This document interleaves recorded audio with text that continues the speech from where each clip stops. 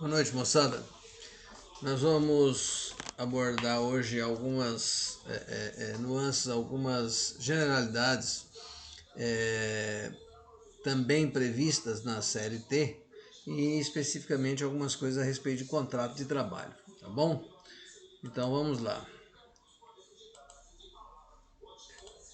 O artigo 29 da CLT diz que o empregador vai ter prazo de 5 dias úteis para anotar na carteira de trabalho e previdência social em relação aos trabalhadores que admitir. Olha, ele tem que pôr a data de admissão, a remuneração e as condições especiais se houver, facultada a adoção do sistema manual, mecânico ou eletrônico conforme as instruções a serem expedidas pelo Ministério da Economia. Parágrafo 1 diz o seguinte: as anotações concernentes à remuneração devem especificar salário, qualquer que seja a forma de pagamento, seja ele em dinheiro ou em utilidades, nós vamos falar disso depois num outro momento, bem como a estimativa de gorjeta, tá? Tem que estar previsto. Aí o parágrafo 4º desse mesmo artigo diz o seguinte: é vedado ao empregador efetuar anotações desabonadoras à conduta do empregado na sua carteira de trabalho e previdência social. Vocês Desculpe. Vocês sabem, quando algo na lei diz que é vedado, é porque é proibido ao empregador fazer isso, né? Efetuar anotações que desabonem a conduta do empregado, tá? O artigo 41 diz que em todas as atividades será obrigatório para o empregador o registro dos respectivos trabalhadores, podendo ser adotado livros, fichas ou sistema eletrônico conforme instruções a serem também expedidas pelo Ministério do Trabalho. A nossa CLT é bem extensa, né? A gente pinça algumas coisas que são mais comuns, né? O artigo 58, falando sobre a duração da jornada de trabalho, diz o seguinte: a duração normal do trabalho para os empregados em qualquer atividade privada não excederá de 8 horas diárias, ou seja, não passa de 8 horas diárias, desde que não seja fixado expressamente outro limite. Em algumas legislações especiais, algumas categorias especiais, você tem limites que possam permitir isso, né? E o parágrafo 2º desse artigo diz o seguinte: o tempo, isso aqui é importante porque isso foi mudado, isso não era assim. Com a mudança da legislação trabalhista, isso foi mudado. Aí diz o seguinte: o tempo dispendido pelo empregado, desde a sua residência até a efetiva ocupação do posto de trabalho e para o seu retorno, caminhando ou por qualquer meio de transporte, inclusive o fornecido pelo empregador, não será computado na jornada de trabalho, por não ser tempo à disposição do empregador. Vocês se lembram e sabem disso, que até pouco tempo atrás existia a tal da hora itinere, ou seja, enquanto o cara estava no busão indo trabalhar, ele estava já contando a hora de trabalho. Hoje isso não existe mais, tá? Fica atento. O artigo 58A diz o seguinte: considera esse trabalho em regime de tempo parcial. Tem um trabalho que pode ser parcial, fora daquela jornada que a gente falou.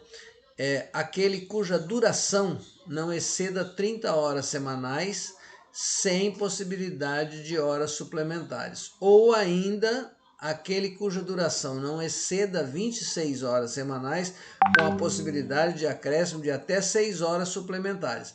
Essa foi a outra alteração também, que foi da Lei 9 em 2017, tá? Fala do regime de tempo parcial de trabalho. E o parágrafo 1º desse artigo diz que o salário a ser pago aos empregados sob regime de tempo parcial será proporcional à sua jornada em relação aos empregados que cumprem nas mesmas funções tempo integral. Então veja só, se um cara ganha R$2.000 para trabalhar 44 horas semanais, quem trabalha 30 horas semanais vai receber, na mesma função, vai receber proporcional a esse tempo, tá certo? Isso é o que diz a nossa querida CLT. O artigo 59 diz o seguinte: a duração diária do trabalho poderá ser acrescida de horas extras, em número não excedente de 2, por acordo individual, convenção coletiva ou acordo coletivo de trabalho. Hoje, com a mudança na legislação, tudo que era, um monte de coisas que só eram possíveis se houvesse acordo coletivo ou convenção coletiva, passou a ser permitido por acordo individual, a empresa com o empregado, tá? Parágrafo 1º diz que a remuneração da hora extra será pelo menos 50% superior à da hora normal. Pelo menos, porque nós temos situações em que a hora extra é maior que isso, mais que 50% da hora normal, tá? Aí o parágrafo 2º diz o seguinte, poderá ser dispensado o acréscimo de salário se por força de acordo ou convenção coletiva de trabalho, o excesso de horas em um dia for compensado pela correspondente diminuição em outro dia, de maneira que não exceda, no período máximo de 1 ano, a soma das jornadas semanais de trabalho previstas, nem seja ultrapassado o limite máximo de 10 horas diárias. Então, aquela coisa da compensação de jornada. Está previsto na lei, é possível, se você trabalhar mais de um dia, reduzir essa jornada em um outro, mas com essas condições. Não pode exceder, no período de 1 ano, a soma das jornadas semanais de trabalho previsto e nem ultrapassado o limite de 10 horas semanais, tá certo? Aí o parágrafo 5º especifica um pouco isso. O banco de horas de que trata o parágrafo 2º desse artigo, esse que a gente falou, poderá ser pactuado por acordo individual escrito, desde que a compensação ocorra no período máximo de 6 meses. Vocês estão vendo que já existe aqui uma possibilidade de acordo individual, não mais por acordo coletivo ou convenção coletiva. Então, o acordo individual permite, só que a compensação tem que ocorrer no prazo de 6 meses. Existe esse dispositivo do artigo 61 já havia na CLT anterior, antes da mudança, e diz que, ocorrendo uma necessidade imperiosa, ou seja, alguma coisa que é preciso fazer mesmo de qualquer forma, poderá a duração do trabalho exceder o limite legal, ou convencionado, ou combinado, seja para fazer face ao motivo de força maior, se houver um motivo de força maior, ou para atender à realização ou conclusão de trabalhos que possam ser inadiáveis, ou que, se não feitos, cuja inexecução possa acarretar prejuízo manifesto.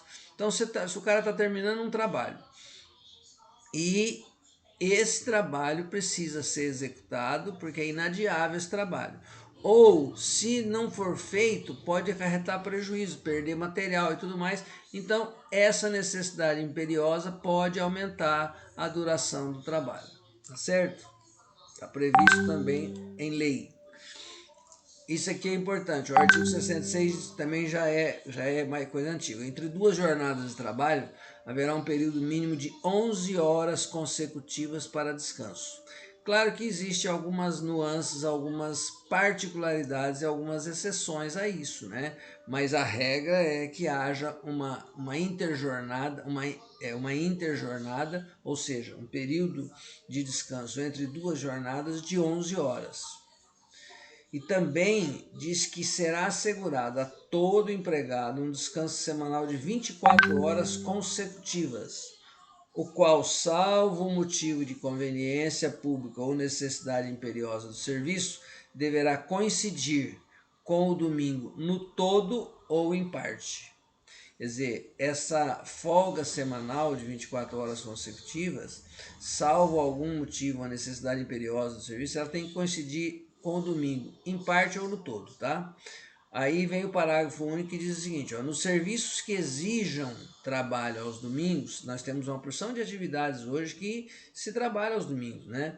Com exceção quanto aos elencos teatrais, isso aí eles têm uma legislação especial, será estabelecida escala de revezamento, mensalmente organizada e constando de quadro sujeito à fiscalização, de tal sorte que pelo menos um final de semana a folga do cara coincida com o domingo. Tem uma opção de atividades aí. Hoje nós vemos supermercados, postos de gasolina, conveniência, tem um monte de atividades que funcionam aos domingos, né? Então, para prever isso, a legislação foi se adequando também. O artigo 71 diz o seguinte, em qualquer trabalho contínuo, essa é a questão da intrajornada, do intervalo. Em qualquer trabalho contínuo, cuja duração exceda de 6 horas, ou seja maior que 6 horas, é obrigatória a concessão de um intervalo para repouso ou alimentação, o qual será de no mínimo 1 hora, e salvo acordo escrito ou contrato coletivo, não poderá exceder 2 horas. Existem situações em que ele passa das 2 horas. Tem gente que sai para o almoço, por exemplo, às 11 horas e volta às 3 da tarde. Mas isso tem que constar num contrato, num acordo escrito, porque é pela necessidade do desenvolvimento do próprio trabalho. Então, isso é para situações onde a gente tenha jornada de trabalho que exceda 6 horas, tá? E o parágrafo 1º diz o seguinte, ó, não excedendo de 6 horas trabalho, será entretanto obrigatório um intervalo de 15 minutos, quando a duração ultrapassar 4 horas. Tem muitas jornadas de trabalho hoje, por exemplo, das 7 a 1. A pessoa precisa ter pelo menos um intervalo de 15 minutos se passar de 4 horas. Vocês pegam, por exemplo, tem algumas atividades profissionais que têm jornadas especiais. Nós não vamos falar disso agora, mas, por exemplo, bancário, a jornada de bancário é de 6 horas. E ele tem direito a um intervalo de 15 minutos para ele comer, descansar, entendeu? Porque a jornada dele é de 6 horas. Essa jornada de 6 horas para bancário é para quem não detém cargo de chefia. Se o cara tiver cargo de chefia, ele não tem jornada prevista. Você pega gerente de banco que às vezes entra às 8 horas e sai às 7 da noite. Mas é porque ele tem cargo de gerente, tá certo? Vamos ver o que mais tem aqui, ó. Os intervalos de descanso não serão computados na duração do trabalho, tá? E outra coisa que diz aqui, ó, o limite mínimo de 1 hora para repouso ou refeição poderá ser reduzido por ato do Ministro do Trabalho, Indústria e Comércio, quando ouvido o Serviço de Alimentação da Previdência Social, se verificar que o estabelecimento atende integralmente às exigências concernentes à organização dos refeitórios e quando os respectivos empregados não estiverem sob regime de trabalho prorrogado a horas suplementares. Por exemplo, nós tivemos visitando há uns 2 anos atrás, visitando como é que chama a empresa em Três Lagoas? A empresa de celulose. Uma organização fantástica. Nós fomos com um ônibus, os alunos da faculdade, uma organização fantástica. E fomos almoçar lá. Mas um refeitório extremamente organizado. Provavelmente esse limite mínimo de 1 hora pode ser até revisto, né? Porque atende todas as exigências, certo? A lei ela é muito clara no sentido geral, mas ela tem nuances que são particulares e que permite algumas mudanças, né? Olha só, o artigo 72 diz o seguinte, ó, porque são atividades especiais. Nos serviços permanentes de mecanografia, o que é mecanografia? Datilografia, escrituração ou cálculo, quem só trabalhe com isso. A cada período de 90 minutos de trabalho consecutivo, tem que haver um repouso de 10 minutos, não deduzidos da duração normal do trabalho.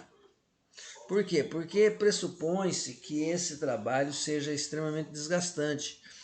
O cara ficar o tempo inteiro, né, fazendo mecanografia, a legislação prevê uma situação especial.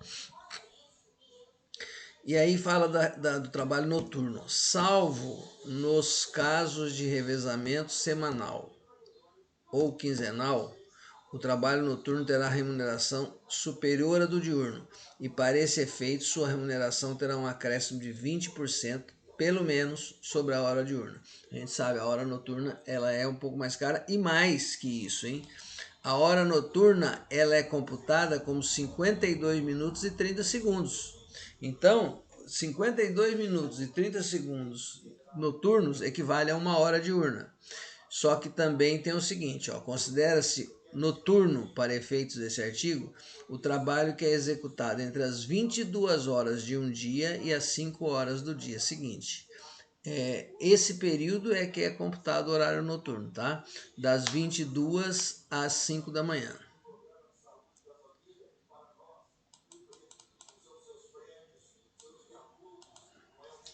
Aí é uma inovação na CLT é a questão do teletrabalho. Porque hoje tem muitas atividades, né, realizando trabalho em teletrabalho. Então, esse artigo 75B traz um conceito que seja: considera-se teletrabalho a prestação de serviços preponderantemente fora das dependências do empregador, com a utilização de tecnologia de informação e de comunicação que, por sua natureza, não se constituam como trabalho externo. Ou seja, o cara está fazendo aquilo num local específico e não caracteriza trabalho externo. Aí diz o seguinte: o comparecimento do empregado às dependências do empregador para a realização de atividades específicas que exijam a presença do empregado no estabelecimento não descaracteriza o regime de teletrabalho. Ou seja, quem está em regime de teletrabalho precisa ir na empresa eventualmente para buscar algum equipamento, qualquer coisa. Ele precisa ir lá fazer uma atividade específica, assinar um documento. Isso não descaracteriza o regime de teletrabalho, certo? O artigo 75C diz o seguinte: a prestação de serviço na modalidade de teletrabalho deverá constar expressamente do contrato individual de trabalho que especificará as atividades que serão realizadas pelo empregado. É aquilo que eu falei com vocês, né? Que hoje esses contratos são contratos individualizados e tem que constar, né? Poderá ser realizada olha que interessante isso, ó. Poderá ser realizada a alteração entre o regime presencial e de teletrabalho, desde que haja mútuo acordo entre as partes, registrado em aditivo contratual. E também poderá ser realizada a alteração do regime de teletrabalho para o presencial por determinação do empregador, garantido um prazo mínimo de 15 dias com o correspondente registro em aditivo contratual. Ou seja, ou é uma combinação entre o empregador e o empregado, e aí faz-se um aditivo contratual, ou se o empregador resolver que tem que ser alterado isso para ele pode determinar, só que precisa uma transição mínima de 15 dias, né? Porque o cara tem que se preparar para isso. Outra questão nessa questão do teletrabalho, que o empregador deverá instruir os empregados de maneira expressa e ostensiva quanto às precauções a tomar a fim de evitar doenças e acidentes de trabalho. Isso é preciso ter, quer dizer, o empregador tem que fazer isso de forma expressa, significa escrita, digitada, registrada de alguma forma e ostensiva, porque se o cara tiver um acidente de trabalho, ele foi avisado de como ele deveria proceder, então ele foi instruído. E mais, o empregado deverá assinar um termo de responsabilidade comprometendo-se a seguir as instruções fornecidas pelo empregador. Se de repente o acidente acontece porque o cara deita na cadeira e cai para trás. Poxa, o empregador deve ter lá orientado o cara que deverá seguir coluna ereta, sentar assim, não trabalhar descalço, não, percebe? Para não ter um choque, Então, é uma forma do empregador se precaver contra uma eventual reclamação trabalhista posterior, certo? Vamos ver o que mais. A questão dos contratos. A CLT, ela traz no artigo 442, ela traz o que é o contrato individual de trabalho. É um acordo tácito ou expresso, significa tácito, porque ele pode ser verbal, ou expresso, porque ele pode ser escrito, correspondente à relação de emprego. Então, o contrato de trabalho é um acordo, pode ser verbalmente baseado na confiança entre as partes e sem a presença de um documento, ou pode ser escrito, emitindo-se um documento que trará todas as informações acordadas. Para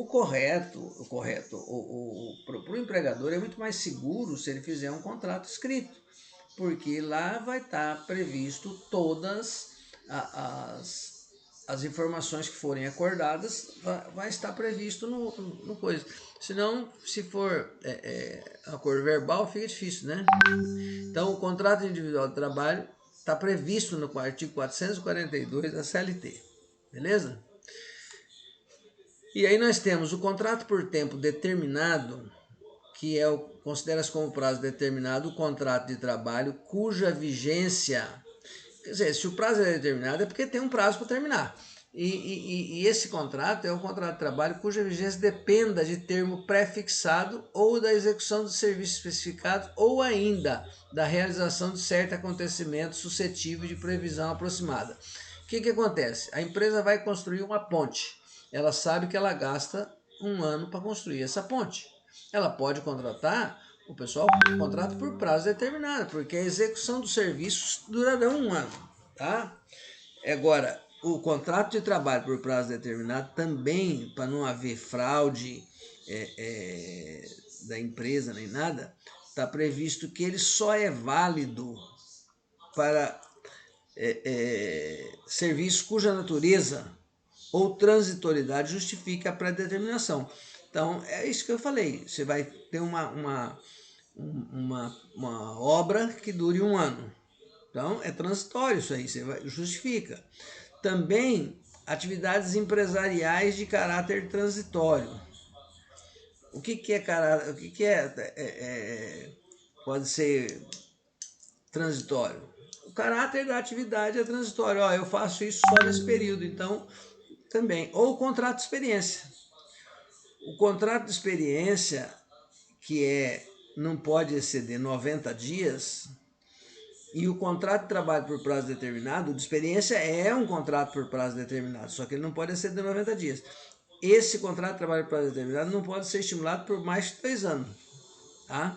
A CLT permite um contrato por prazo determinado de até 2 anos.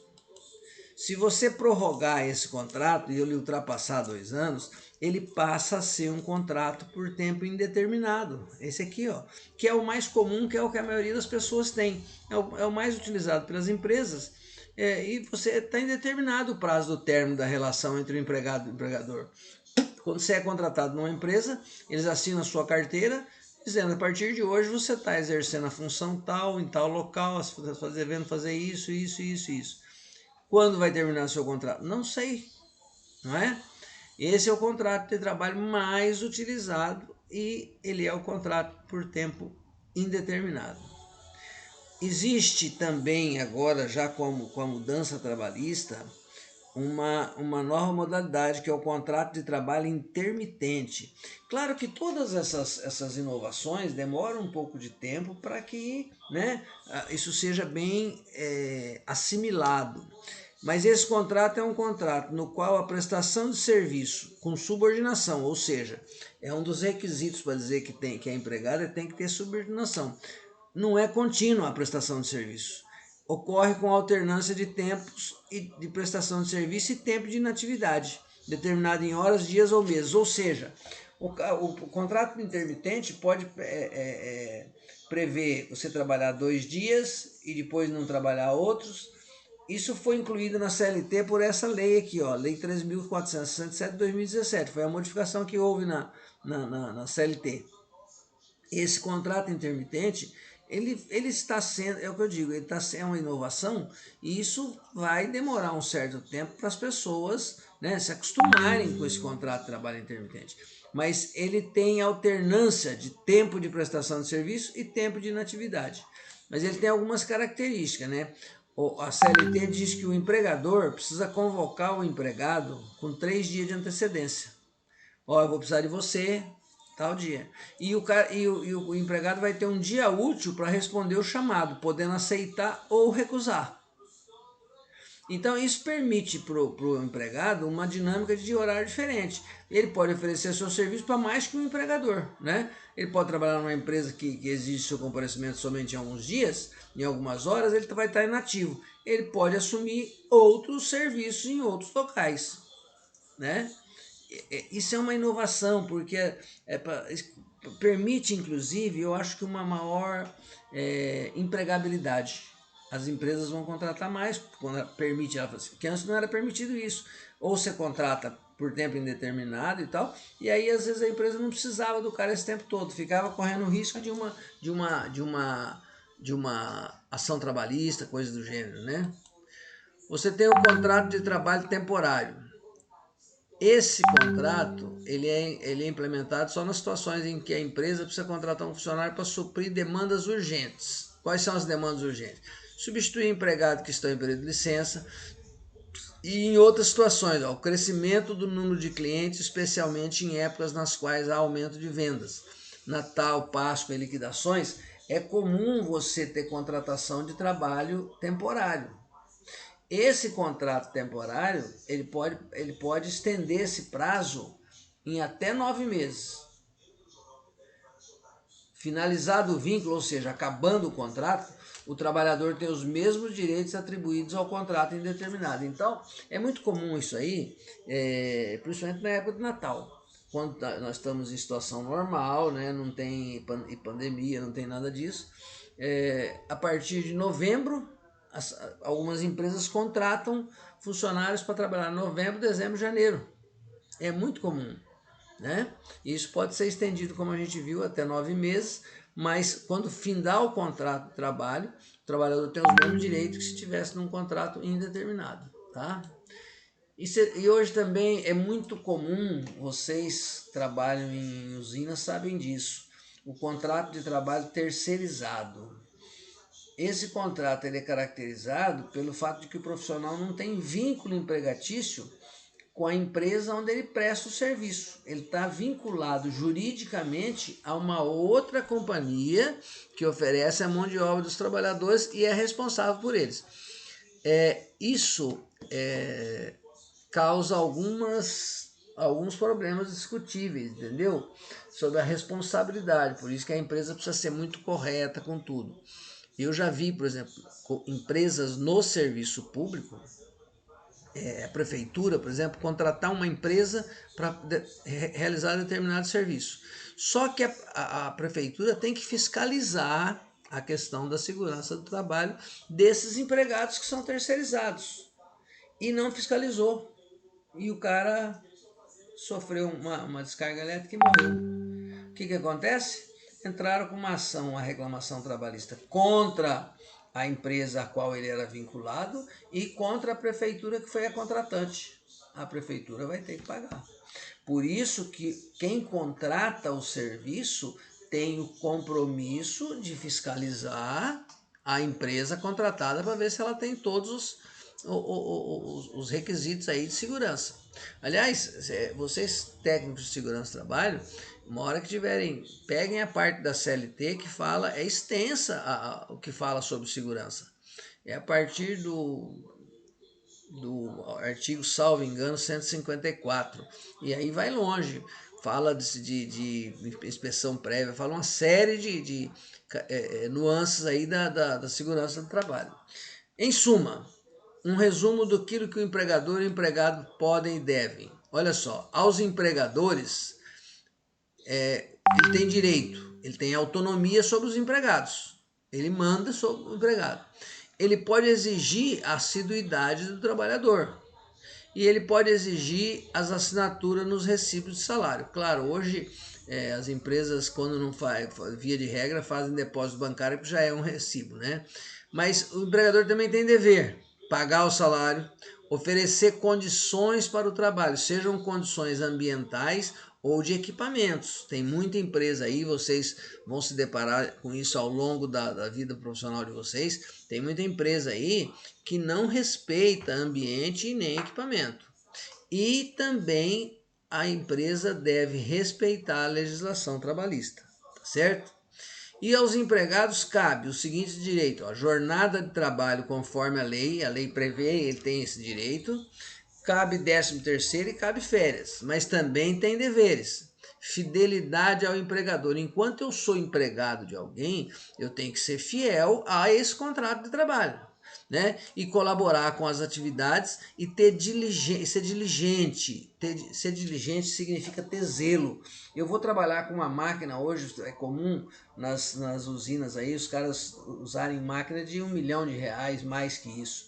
Poxa, eu tenho que tratar esse patrimônio do meu empregador com zelo, com diligência, né? Não posso agir de forma a estragar o equipamento, mesmo independente do valor, seja ele de R$1 milhão ou seja ele de R$50.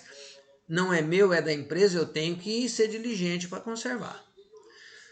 Tá beleza? A gente continua depois numa próxima aula falando mais algumas nuances aí da coisa, tá bom? Eu vou mandar esse material para vocês no WhatsApp. Tá chique? Ou não tá chique? Vamos botar a carinha aqui para vocês verem essa carinha minha também de cabelão comprido. E daqui a pouco eu faço a chamada pelo WhatsApp, tá? Porque parece que tem ouvido reclamações de professores, que o pessoal tá muito faltoso nas aulas, tá bom? Um beijo grande para vocês.